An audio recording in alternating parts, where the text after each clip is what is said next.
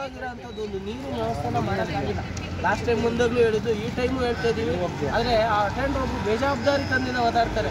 ನೀವು ಹೊಸ ತಂದು ಕೊಡಿ, ನಮಗೆ ಬೇರೆ ತಂದು ಕೊಡಿ ನೀವೇ ಅಂತ ಕೇಳಿದ್ರೆ ಹೋಗಪ್ಪ ನೀವು ಯಾರು ಕೇಳೋಕ್ಕೆ ಅನ್ನೋಷ್ಟು ಮಟ್ಟಕ್ಕೆ ಬೆಳೆದಿದ್ದಾರೆ ಅವರು.